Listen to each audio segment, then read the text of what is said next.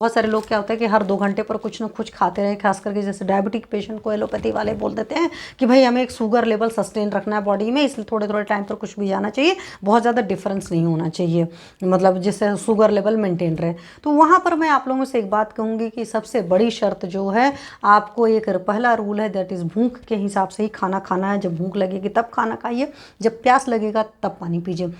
उसके बावजूद भी अगर आपको अपने दिमाग में क्वेरी आती है तो मैं एक आपको सिंपल सा कंसेप्ट बता रही हूँ, जिसको आप लोग चाहिए फॉलो करिएगा, फॉलो करके अपना रिजल्ट मेरे साथ शेयर करिएगा। मतलब अपने समझ में आए, चाहिए का मतलब होता है पहले समझ में आएगा, then you have to follow it. तो अगर आपका बच्चा 10 साल के अंदर का है तो उसको हर 4 घंटे पर आप कुछ कुछ दे सकते हैं खाने के लिए।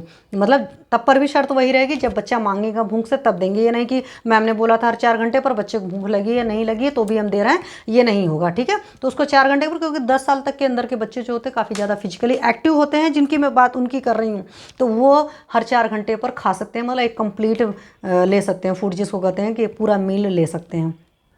अगर आपका बच्चा 11 से 20 साल के केस में है तो आज की डेट में आपको पता है मेजॉरिटी बच्चे बैठकर पढ़ते लिखते रहते हैं और उनको कोई फिजिकल एक्टिविटी नहीं होती। बहुत रेयर बच्चे हैं जो कि खेलते कूदते हैं, जो खेलते कूदते हैं उनकी बात अलग है। नॉर्मली बच्चों के लिए आप क्या कर सकते हो कि हर 5 घंटे पर वो प्रॉपर एक कंप्लीट मील ले सकते हैं। लेकिन जो छोटा छोटा मील लेते हैं ना, तो वहाँ पर भी ख्याल रखना है, भूख से ही खाएं। ये मैं हर बार आपको बता रही हूँ, वहाँ पर कोई रूल नहीं है, क्योंकि नेचर का बनाया हुआ रूल है, नेचर के रूल में एक्सेप्शन नहीं होता है। वहाँ पर सिर्फ इतना है, भूख लगेगा तो खाइएगा। तो भूख किसको कितने घंटे पर लगती है वो उसका अपना वो है, ये नहीं है रूल है डिफाइन है कि 2 घंटे पर लगेगा, 3 घंटे पर, 4 घंटे पर। एक मैं कॉमन सा बता रही हूँ लोगों के आज के पैटर्न को देख करके।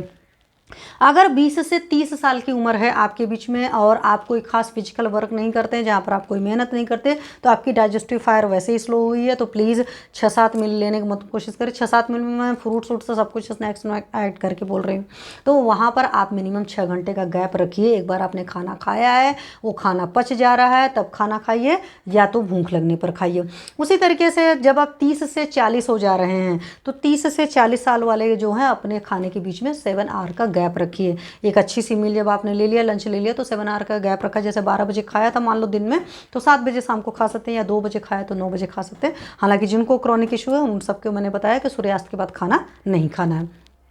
40 तक आए थे, अब 40 के बाद अगर 50 आते हैं तो कम से कम 8 घंटे का गैप होना चाहिए, ठीक है। इस बात का ख्याल रखिए, वरना क्या होता है, लोग 75-80 साल के भी होते हैं, हर 2-2 4-4 घंटे पर उनके मुंह के अंदर कुछ जाता रहता है, उनकी डाइजेस्टिव फायर लो होकर के उनको 10 तरह की तकलीफें हो जाती हैं, और फिर बाद में बात करते हैं।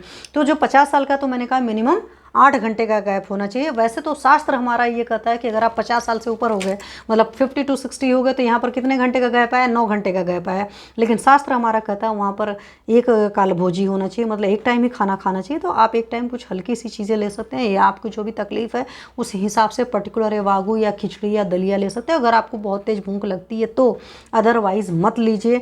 अगर आप ये चीज़ करते हैं, क्योंकि मेरे ही कई सारे पेशेंट्स हैं जिन्होंने अपनी एक टाइम की मील स्किप करी, और सुबह उन्होंने ब्रेकफास्ट वगैरह में क्या करना शुरू किया, थोड़ा सा फ्रूट्स लेना शुरू किया, और उसके बाद उनको खुद ही जो दुनिया भर की 10 तकलीफें थी, कभी गैस बन रही, कभी एसिडिटी हो रही, कभी पेट में हल्का हल्का दर्द हो रहा, उन सारी चीज़ों में आराम आया।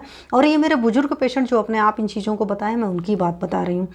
तो ये जो चीज़ मैंने आपको बताई एक मोटा मोटा सा है, अगर इसको फॉलो कर सकते तो फॉलो करिएगा, और फिर अपना रिजल्ट मेरे साथ शेयर करिएगा।